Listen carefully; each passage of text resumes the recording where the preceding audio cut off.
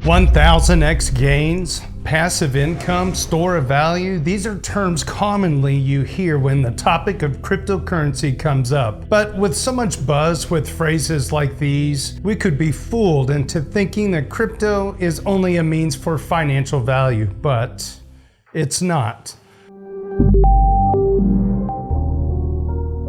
Hello all, JT here, and today's video is all about the 8 forms of capital which shape our fascinating world of economies, societies, and value creation. Gregory Landua and Appleseed Permaculture have published a great resource on the 8 forms of capital. To see more on that, check the description at the end of the video. These 8 forms of capital represent a form of value, a means of exchange, and a deliverable of how they manifest that value. Let's get started. The starting point of all this is social capital. Social capital is the currency of connectivity, the leverage of people coming together to learn and share resources and address common challenges. It's the value of friends, family, communities, and creates relationships, dependability, and circles of influence which drive collective progress. Material capital is the currency of natural resources, infrastructure, and the physical things we need in order to create, providing the essential building blocks as a means of production for economic activities. You can think of material capital as anything from iron, copper, and lithium to roads, shipping ports, office buildings, computers, and manufacturing facilities. What we use to get work done and make things with. And the one we're most familiar with, financial capital. This represents currencies, bank accounts, investments, and other financial instruments. Financial capital empowers businesses and individuals to fund their ventures and pursue opportunities for growth. And while we all understand how important it is to have, money is just one of the tools in our toolkit of capital. Financial capital is only as useful as the things it can buy, and the leverage it creates on our other forms of capital. What use is all the money in the world if you're stranded on an island? Well, we might just make it. Did that thought ever cross your brain? Living capital is the currency of what we need to live and thrive.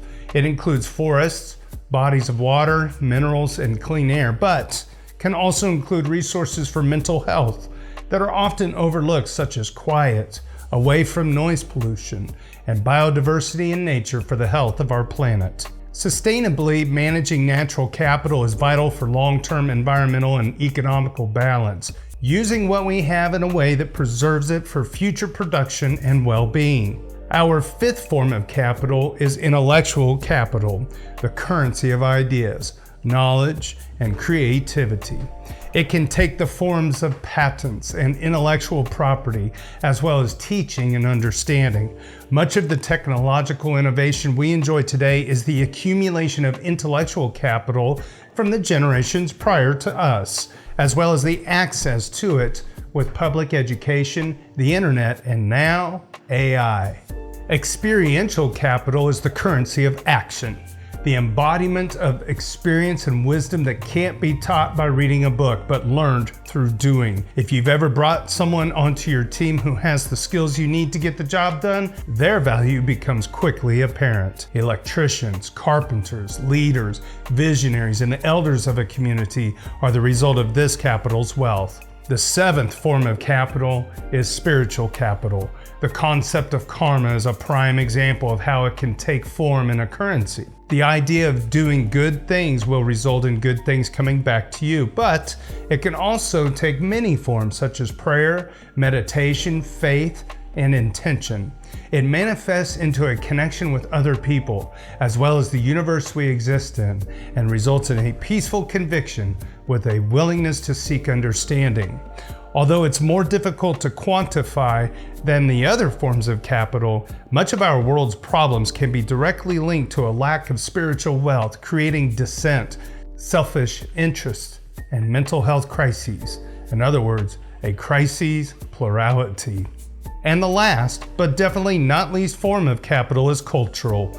All other forms of capital may be held and owned by individuals, But cultural capital can only be gathered by a community of people.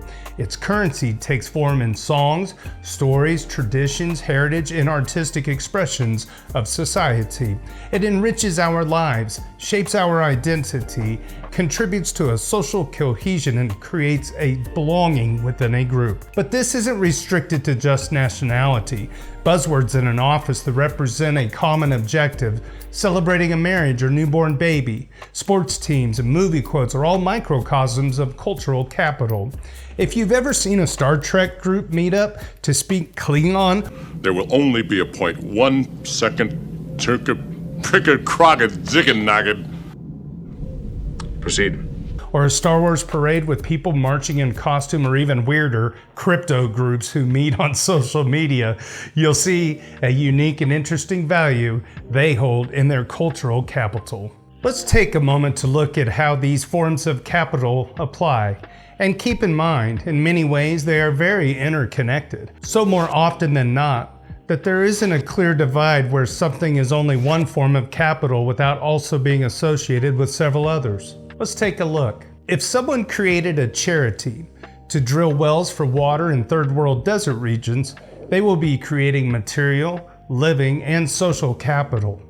Or a scholarship program helping students who can't afford education to get into college for certifications and degrees. And they can be actions too, like providing food to the homeless, or celebrating a holiday or life event. As you look at everything from public goods to for-profit businesses, any value they produce fits into one or more of these categories. Without them, they'd have no value. Let's look at a few more examples. How about LinkedIn? That fits into the financial, social, intellectual, and experiential. Or Whole Foods, material, living, cultural. What about National Geographic? Intellectual, spiritual, cultural. At GreenPilled, our goal is to build economies that regenerate all 8 forms of capital, not just financial capital. And one way we've done this is by creating a foundation for people to join our community and form chapters, each of which are built around creating regenerative sources of capital. And by having all of these communities within GreenPilled each working towards their own goals, combined, we are able to holistically create value across all 8 forms of capital. Are you interested in joining a chapter? Join the movement in our Discord and by checking out greenpilled.network.